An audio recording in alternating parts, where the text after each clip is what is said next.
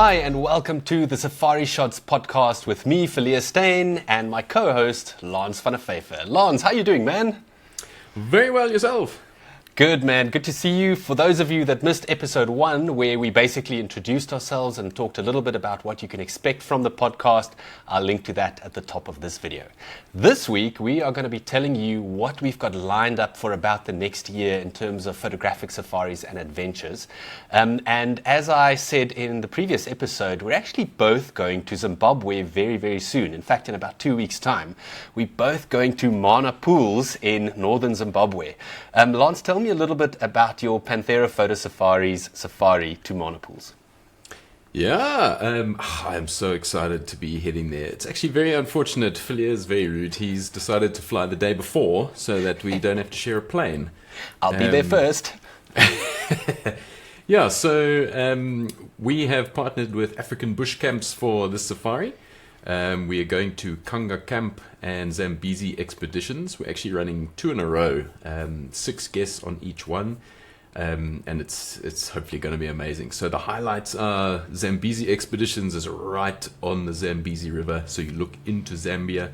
It's also where you get those cliche Mana Pool shots with the termite mounds of the little baboon, the big trees, and then hopefully an elephant on his back legs picking some seed pods, back dust, gold light, all of that kind of stuff. And then we head down into Kanga Camp, which is it's far into the forest, and it's one of the only water sources for miles. So all the animals there come to you, which is actually very similar to your trip, I do believe. That's right, yeah. So I'm flying on the 31st of August, so literally in less than 2 weeks' time.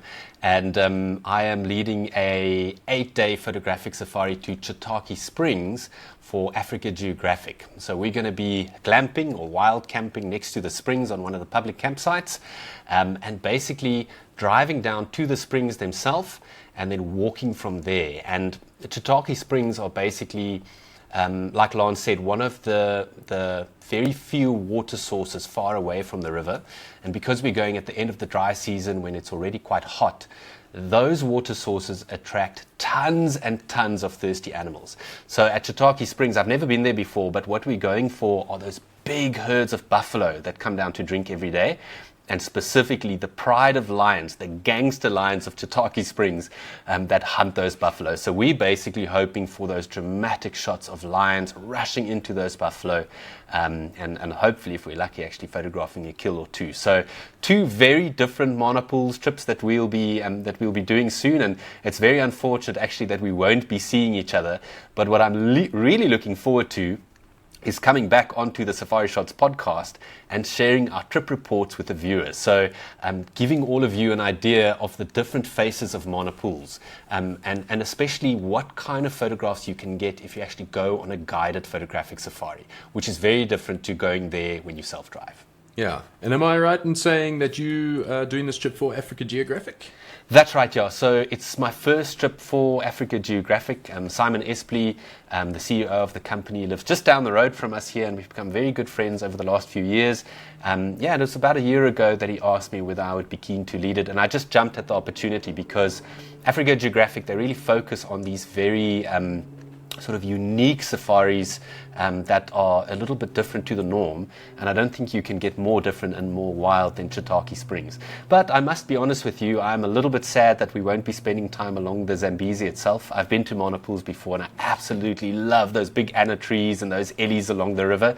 So I'm a little bit envious of your trip as well, and I cannot wait to see the shots that you bring with. I think what we should do, maybe the viewers will have to remind us, but why don't we actually put up, I choose my best Mana Pools photo and you choose your best Mana Pools photo, and we'll get the viewers to vote which one they like best. So I am officially challenging you for the Safari Shots podcast photographic challenge, photographic guide photo challenge, to see who can get the best Mana Pool shot.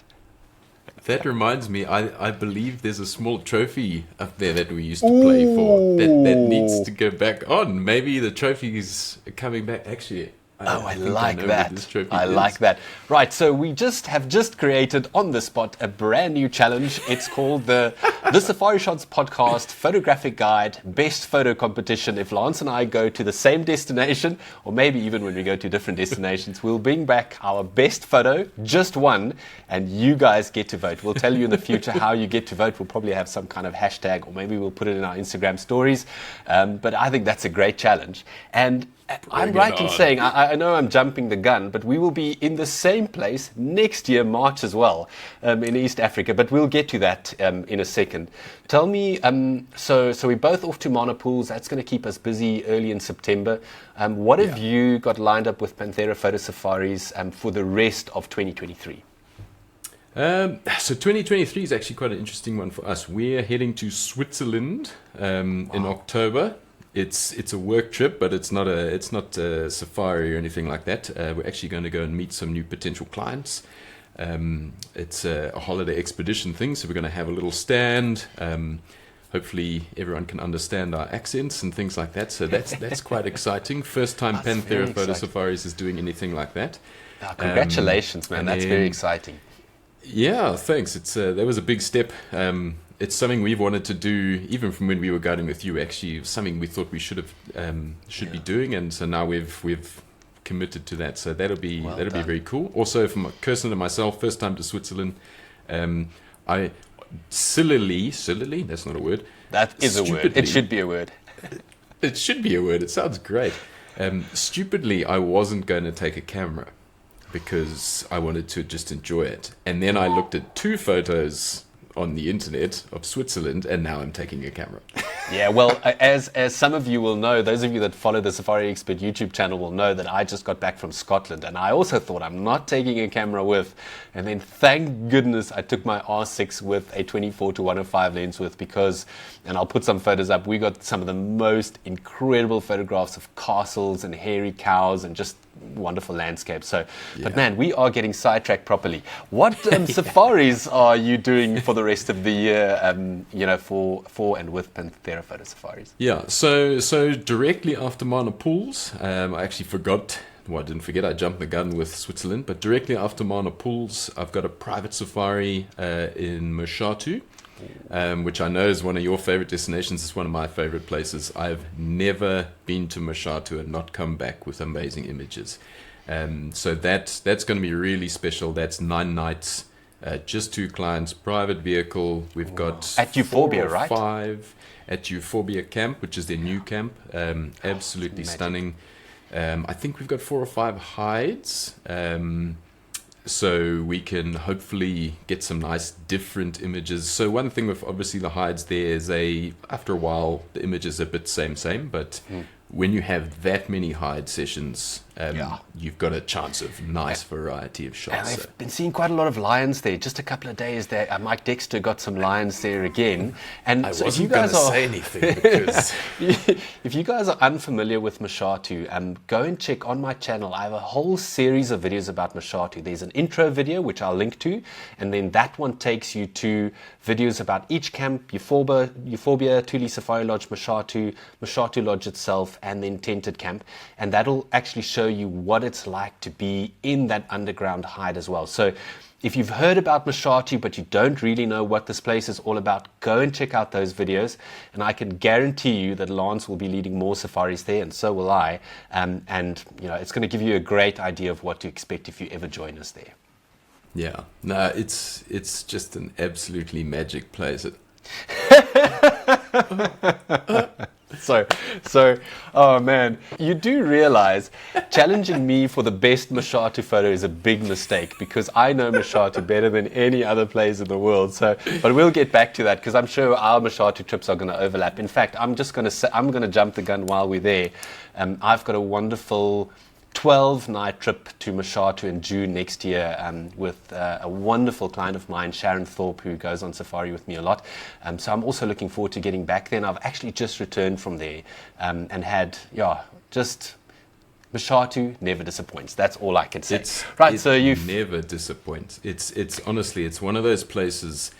And most people, when they think Southern Africa and they think leopards, they think Sabi Sands. Mashatu gives Sabi Sands a run for its money. It's just the landscape is just so different. It's the terrain is very open. A lot of the game viewing happens along and inside massive dry riverbeds that are extremely accessible. So wildlife photography is exceptionally easy and easy to get dramatic shots in Mashatu. But we'll talk more about Mashatu in detail in another episode where we'll touch on the differences between summer and winter. So you've got monopools coming up. You have got Mashatu coming up with private clients. What about after that? I've actually jumped the gun 3 times. In 4 days, next Thursday.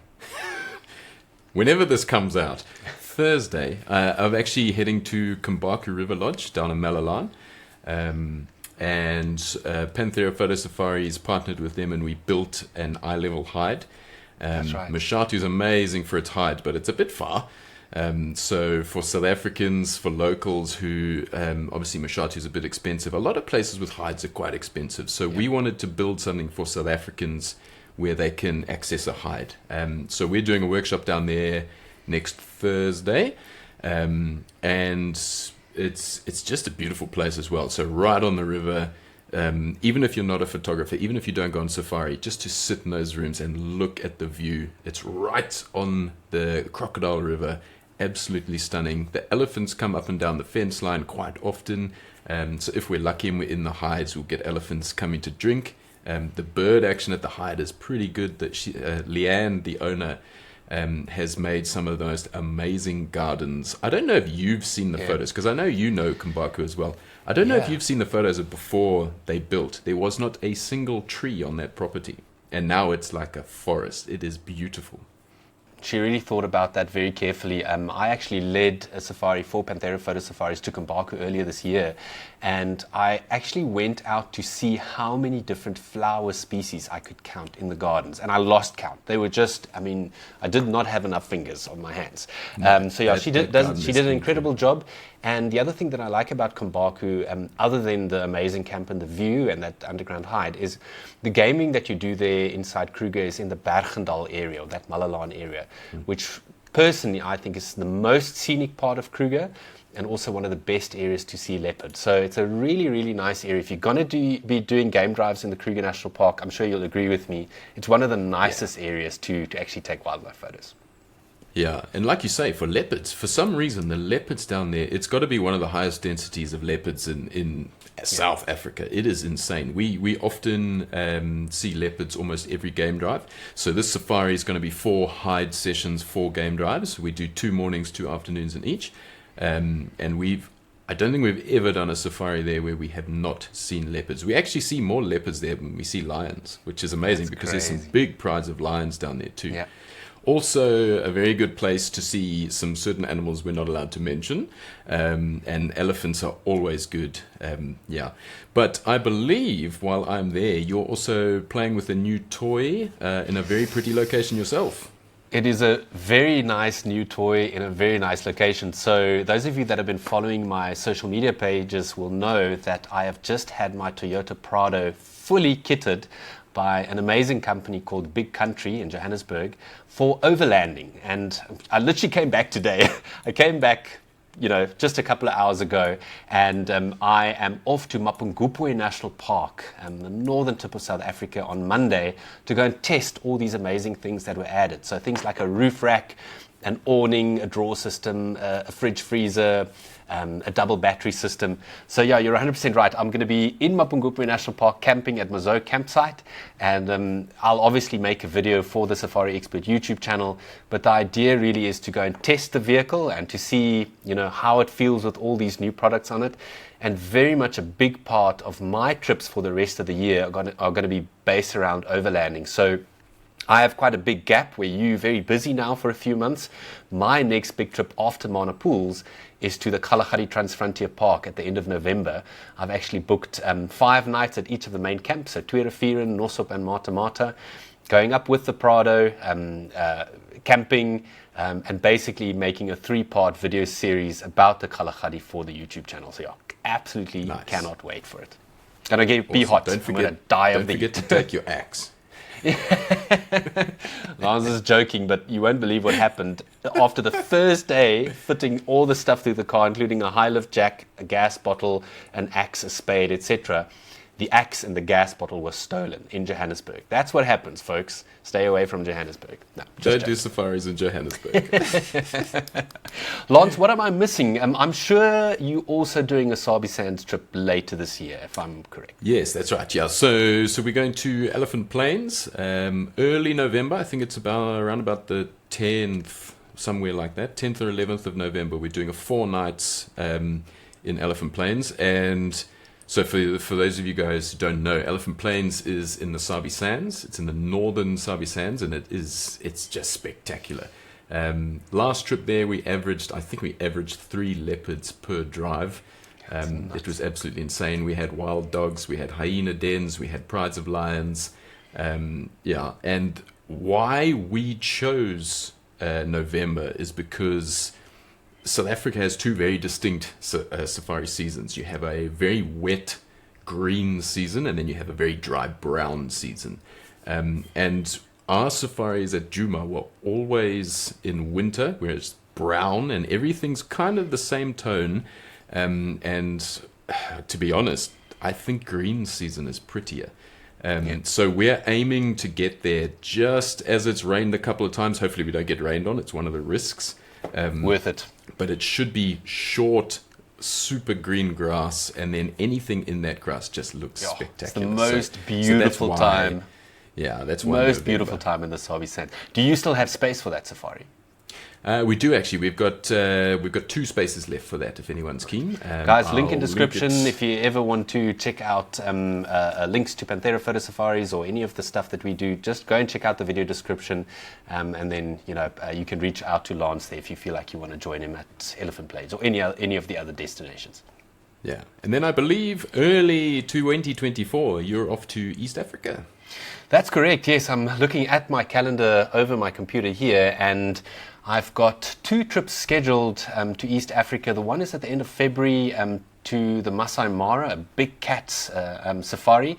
And then right after that, a best of East Africa, which starts in Amboseli, but we work our way down to the Ngorongoro crater, the Serengeti National Park itself, and also the Ndutu area, because that's where the wildebeest will be calving that time of the year at the beginning of March.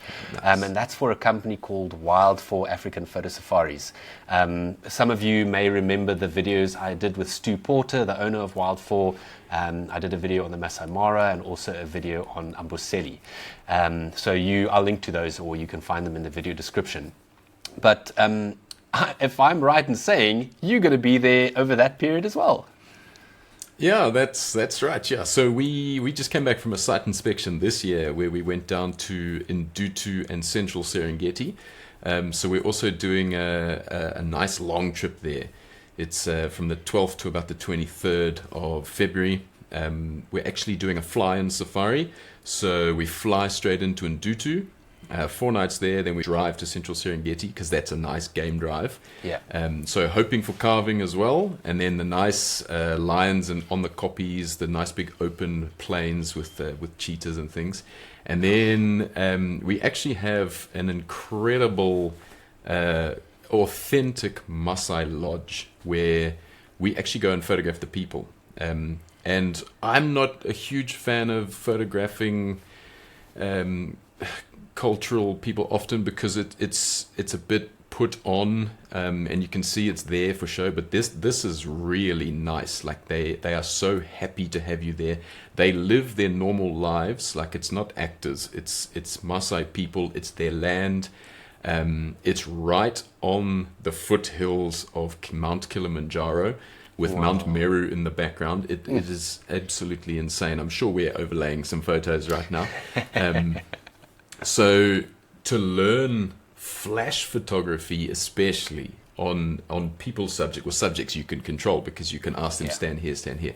It is absolutely incredible. So we did that site inspection this year. There's a few things which we learned and we changed, which is great. And then there's a few things which we absolutely had to keep in, and that is one of them.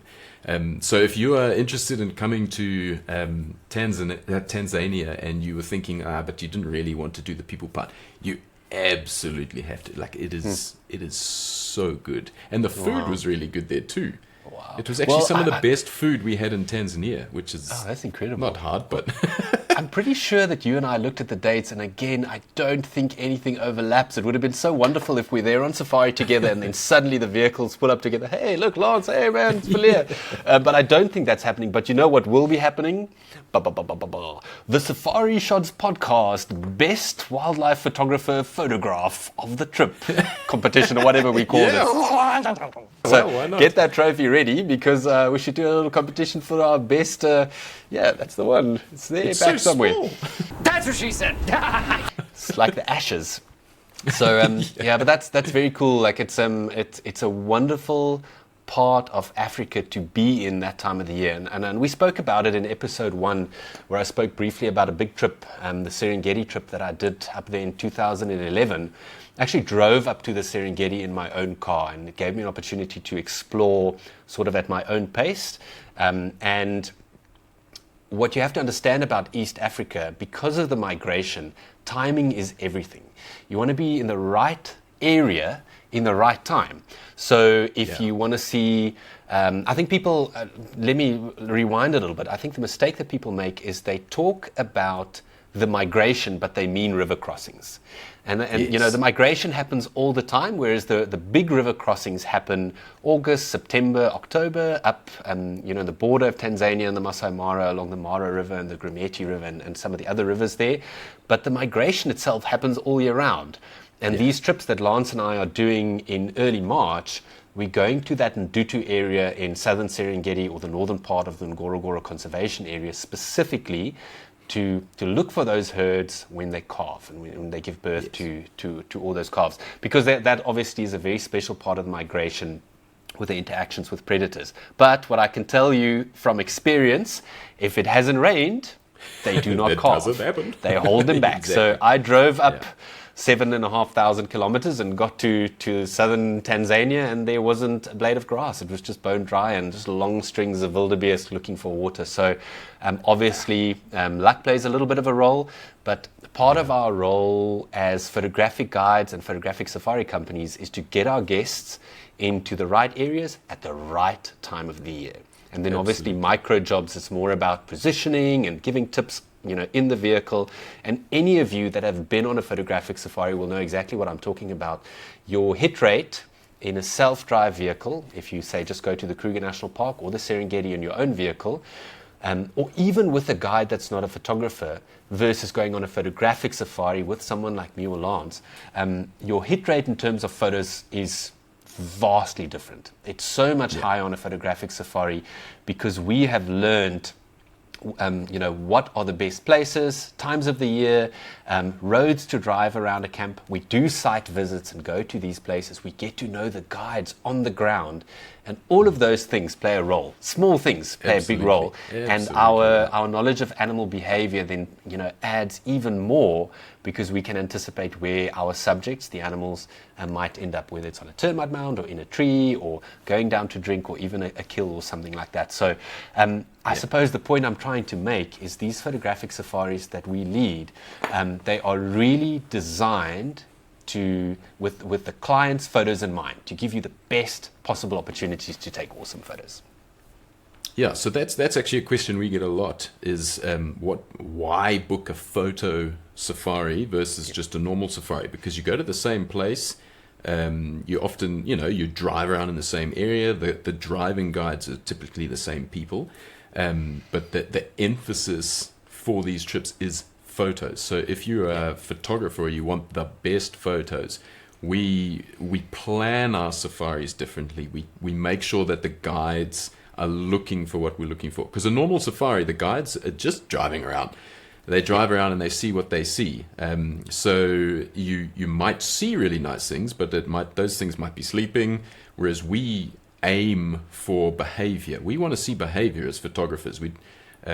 A cheetah sitting on a termite ground is really pretty, but once you've taken 70 photos in 5 minutes of the exact same pose, we want it to go. So we try and time even the game drives down to getting to the right species at the right time, so that we have the most chance of getting the most diverse portfolio out of a trip. Yeah. We've both said to clients before, I know we have, because I've been with you so long, if you get 5 to 10 really nice shots on a safari, it's a good safari, right? Yeah. If you get one absolute cracking shot a day, it's a good safari. And then you go to East Africa and you come back with, I think this trip I came back with I shot over 20,000 images. I don't normally just spray away, but I came back with over 20,000 images. Yeah, that and place after is my amazing. cull, I think I'm still over 400 or 500 shots, which is not like me at all. So you'll know the reason East Africa is so nice is, especially for wildlife photographers, is because it's open. You have animals in grasslands where sometimes you can get it wrong. Sometimes the grass can be very high. Don't take my word that there's never grass. Yeah. But most of the time when you are there at the right time, like you were saying, the grass is shorter. You see more of the animal, especially central Serengeti, where the lions and things go onto rocks to sit. You get unobstructed views, whereas South Africa is very different. The densities are very high. You get the animals are really well habituated. You can off-road here. You can't off-road in certain places there, so you can follow an animal a lot easier. But then it's quite thick and bushy, so you tend to be more close shots, or just an animal standing there with less scenery. Whereas central Serengeti and Ndutu, next level. You get And I these think most what we should amazing definitely- landscape shots with wildlife. So I think what we should definitely do in the future is have an episode where we basically do a East Africa versus Sabi Sands, and I think in this case we can leave public Kruger aside. Like literally do the best photographic opportunities in South Africa, which is in, I would believe, the Sabi Sands, and compare that with East Africa, because I know a lot of people ask me exactly that. Should I do South Africa or Southern Africa and Serengeti? But again, I'm completely tailing I'm completely tailing off. I do recall you saying that you are doing a trip to is it the Okavango Delta as well? What time of the year will you be doing that next year? yes, so that's the end of March. It's with Mashaba Camps. So for you guys who know Sean Malan, it's where he hangs out. In my opinion, one of the best wildlife photographers out there. He's definitely one of the names that we have to get onto this podcast at some point to talk to. Fun fact, I studied with Sean. So Sean, Tabby and myself studied nature conservation together at the Tshwane University of Technology. Fact Well, there over. you go. We've got an in. Now he's guaranteed to be on this podcast. You're 100% right. Sean is really one of the the best wildlife photographers in Botswana at the moment. And if you want to see animals jumping over channels, go and check out his Instagram. Sorry, I interrupted you there. Tell us a little bit more about the safari. No, so I'm sure we'll scroll past his Instagram now while I'm talking. But Mashaba Camps, beautiful camps, really amazing locations. And if I get one shot that Sean gets every day, well, I say every day, but he only posts nice shots. So, they're incredible. but if we can get any shots, he gets. I think I've seen every single species of animals of his except for an elephant jumping over a channel of water. So if I get one of those, I'll be happy. There's wild dogs up there. There's leopards up there. There's lions up there. There's cheetahs up there. It's just a really beautiful place and water based. So obviously, being in the delta and Kwai, it's a lot of water based safari. So it's beautiful. There's reflections everywhere. It's really nice stuff like that, as well as just beautiful scenery. They have all the most amazing wildlife there. So that's why we're going. And the most important thing with this trip is it's their secret Emerald season special. So this trip, 2 days after we leave, will be double the price. So if you book the safari with us, you are literally paying half the price. That includes internal flights to and from the camp. 2 days later, it doesn't. It's photographic guiding included, everything fully inclusive except for international travel getting to Botswana, and it's half price. So if you want to come, it's the best time. And That's again, amazing. a little bit out of season. I mean, like a week out of season, so it's quieter. And the game viewing is still spectacular. So yeah, really. Those of you that follow the Safari Expert YouTube channel, you would have seen my Kwai videos. So all the Botswana trip 2021, 2022, where I spent that time looking for leopards, lions, and everything beautiful in Kwai. Mashaba Camp, at least one of the camps you're staying at, will be driving in that area. So definitely worth a visit.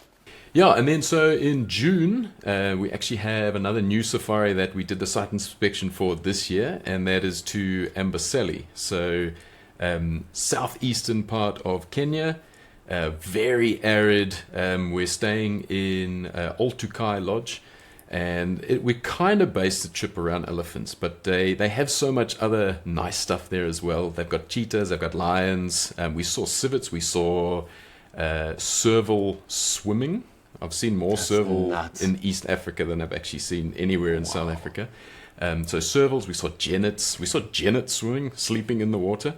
They have flamingos. They have, if you get lucky with a bit of water coming from the sky, you have nice views of Mount Kilimanjaro, which is kind of cliche Amboseli. So the mountain elephant in the foreground. But the most special thing is the old Tusker elephants that are still left. So we are going to be basing this safari roughly around elephants. Last time we saw Craig, who they think is 55 plus years old. Wow. He's one of the biggest living tuskers still around. His tusks are basically on the floor. We actually saw him one day sleeping with his tusks on the floor, propping his head up. And there's also some big females around there too. So yeah, that's what the trip is going to be based on. And you said that's in June? That's June, and we have one room left. So actually, sorry, we have space for 2 people. So we can either take 2 singles or 1 couple. That's all that's left. Nice. And then lastly, you've got one another international trip, or let's say out of Africa trip, scheduled for next year as well, to Brazil. Yes, that's right, yeah. So, we're heading off to the Panthera again. Absolutely amazing destination. Jaguars, amazing birds, some of the most spectacular birds you'll see anywhere. Cayman, capybara, hopefully some giant anteaters. My dream shot of a dwarf armadillo or a pygmy armadillo. Armadillo. So... That's actually also a really nice trip. It's 10 nights. We're doing 2 back-to-back. We have 2 spaces left on both trips only. And it's just an amazing place for wildlife photography. So all on a boat. So very similar to a game drive, but you're on a boat. So it makes things interesting as well. Shooting jaguars. Man, if all goes well, I'm going to try and worm my way into that trip and make a nice YouTube video about it. So fingers crossed. Yeah, so those are all of our scheduled safaris. Next year, again, we'll be running Mana Pools again. We'll be doing Sabi Sands each year. So we're kind of adding new safaris each year. And then, obviously, myself and you do private safaris as well. So if anyone wants to go somewhere that we don't have scheduled, all they have to do is get in touch with us, and we set out the safaris to exactly what they want. So, yeah.